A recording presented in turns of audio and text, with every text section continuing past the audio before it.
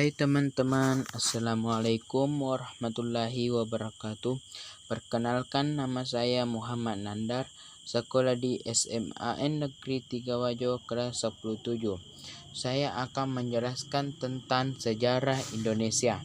Materi yang ada pada di bab 2 yaitu materi tentang Indonesia pada masa praksara. Untuk kali ini kita masuk pada pembahasan yaitu peta konsep Indonesia pada masa praksara. D. Asal-usul nenek moyang bangsa Indonesia. Kamu pasti tahu kalau bangsa Indonesia itu dihuni oleh banyak orang dari berbagai suku, agama, dan budaya yang berbeda. Lalu penasaran gak sih perbedaan ini berasal dari nenek moyang berbeda juga atau ternyata dari satu nenek moyang saja yang sama? Asal-usul nenek moyang bangsa Indonesia memang selalu menarik untuk dibahas. Banyak teori-teori yang menyatakan bahwa kita sebagai bangsa Indonesia itu berasal dari Taiwan, Tiongkok, Melayu. Nah, lebih lanjut kita bahas yuk. Teori Yunan. Nah, ini dia. Yang pertama adalah teori Yunan. Teori inilah yang paling banyak diketahui dan bahkan dipelajari di sekolah. Teori Yunan merupakan teori yang menyatakan bahwa nenek moyang bangsa Indonesia berasal dari Yunan, sebuah wilayah di Tiongkok bagian selatan. Berdasarkan teori Yunan, proses migrasi tersebut melalui dua gelombang yaitu Proto-Melayu dan Deutero-Melayu. Migrasi tersebut membuat banyak manusia purba yang akhirnya mendiami pulau-pulau yang terbentang dari Madagaskar, Afrika, sampai dengan Pulau Paskah. Teori Yunan ini masih sangat lemah dan kurang akurat. Hal itu disebabkan karena teori ini cuma berdasarkan pada bukit-bukit kesamaan secara fisik. Temuan benda-benda bersejarah yang mirip serta kebudayaan mengelitikum saja. Nah, adapun teori selanjutnya yaitu teori Nusantara. Teori Nusantara menekankan bahwa masyarakat di Pulau Indonesia telah memiliki kebudayaan ini. Menurut teori ini, nenek moyang bangsa Indonesia berasal dari Kepulauan Indonesia. Teori Nusantara didukung oleh beberapa tokoh seperti Muhammad Yamin. Selanjutnya, teori of Afrika. Teori ini merupakan teori didasarkan pada penelitian DNA mitokondria gen perempuan dengan gen laki-laki. Teori ini menyatakan asal-usul manusia di berbagai belahan dunia berasal dari Afrika. Teori ini didukung oleh Max Ickman. Manusia dan Afrika tersebut kemudian melakukan migrasi ke wilayah di luar Afrika. Tujuan pertama migrasi tersebut adalah Asia Barat. Jalur yang ditempuh ada dua, yaitu 1. Mengarah ke lembah sungai Semenanjung Cina, lalu ke utara melewati Arab Levant. 2. Melewati Laut Merah. Dan adapun selanjutnya D. Theory of Taiwan ditemukan oleh Peter Benlow dan Robert Blues, dikenal dengan pendekatan kebahasaan ke seluruh bahasa yang digunakan suku-suku di Indonesia diketahui berasal dari rumpun Austronesia. Nah, akar dari rumpun Austronesia sendiri pada awal berasal dari Kepulauan Formosa, Taiwan yang sudah berkembang sejak 6.000 yang lalu. Dari Taiwan, bangsa Austronesia kemudian melakukan migrasi menyebar ke Filipina, Indonesia, Madagaskar, hingga ke pulau-pulau kecil di wilayah Pasifik. Selanjutnya, adapun asal-usul persebaran nenek moyang di Indonesia, yaitu menurut pendapat serasin bersaudara penduduk asli Kepulauan Indonesia adalah ras berkulit gelap dan bertubuh kecil. Pada mulanya, mereka tinggal di Asia bagian tenggara.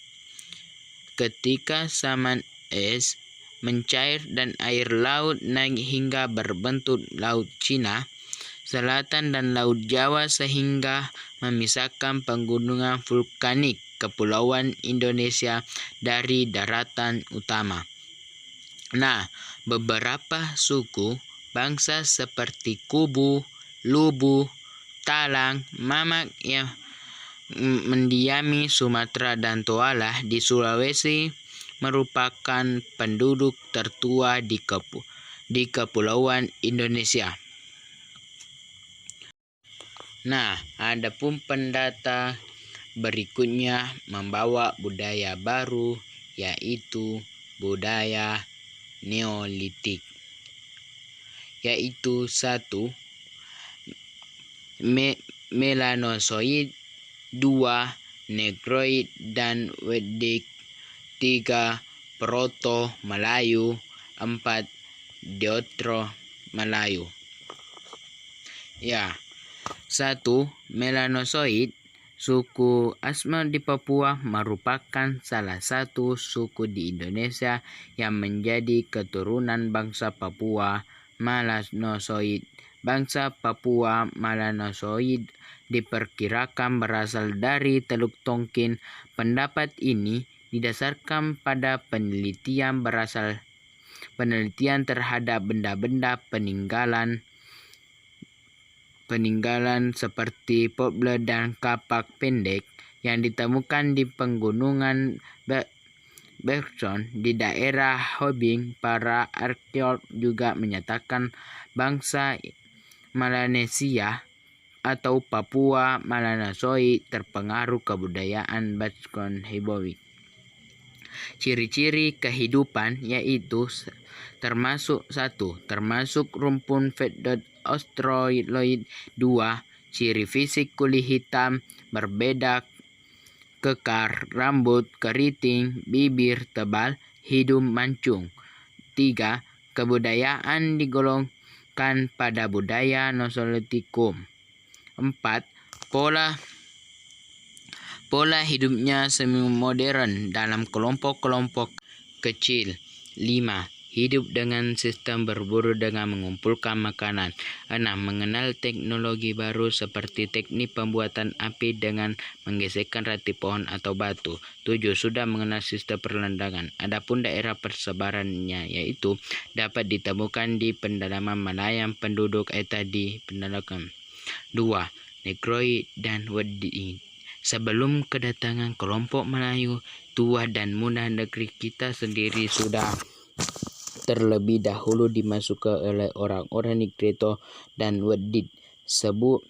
Sebutan Negrito itu sendiri diberikan orang Spanyol karena yang mereka jumpai itu orang yang memiliki kulit hitam sangat mirip dengan jenis Negro.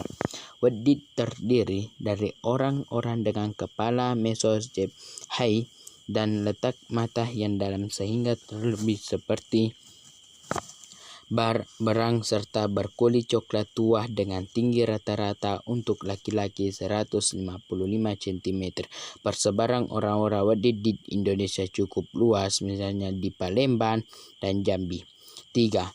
Proto-Melayu. Bangsa Proto-Melayu tersebut rumpun ras Mongoloid dari daerah Yunan sebuah wilayah lembah sungai Yangtze, Tiongkok bagian selatan. Bangsa Porto Melayu membawa kebudayaan yang lebih tinggi daripada kebudayaan bangsa Melanesia. Proses migrasi bangsa ini disebabkan oleh beberapa faktor yang bencana alam berupa banjir akibat meluapnya sungai Yangtze dan sungai-sungai lain di wilayah Tiongkok bagian selatan, desakan suku-suku liar yang datang dari Asia Tengah, serta peperangan antar suku. Mereka bermigrasi ke Indochina dan Siam, kemudian ke Kepulauan Indonesia. Mereka pada awalnya yaitu ciri-ciri fisik: 1. Kulit sawo matang. 2. Rambut lurus. 3. Badan tinggi ramping. 4. Bentuk mulut dan hidung sedang. Kebudayaannya termasuk kebudayaan batu muda Molitikum, yaitu suku Dayak di Kalimantan, suku Sasak di Lombok, suku Batak di Sumatera Utara, suku Toraja di Sulawesi Selatan, dan suku Nias di pantai barat Sumatera, dan suku Alas dari Aceh. Itulah ciri-ciri dari suku-suku yang ada di Indonesia. 4. Deutero Melayu. Deutero Melayu merupakan ras yang datang atau berasal dari Indonesia dari bagian utara. Menurut penelitian, Deutero Melayu merupakan percampuran antara bangsa Proto-Melayu dan bangsa Arya. Mereka sendiri membawa kebudayaan baru yang berupa perkakas dan senjata besi di Kepulauan Indonesia atau kebudayaan Dongson. Ciri-cirinya yaitu: 1. Ciri fisik: tinggi badan 135 sampai 180 cm. 2. Berat badan 30 sampai 75 kg. Warna kulit: 3. Warna kulit langsat dan coklat hitam. 4. Warna rambut antara coklat dan hitam. 5. Bentuk rambut antara lurus dan keriting. 6. Ciri fisiknya tidak jauh berbeda dengan mayoritas orang Indonesia saat ini.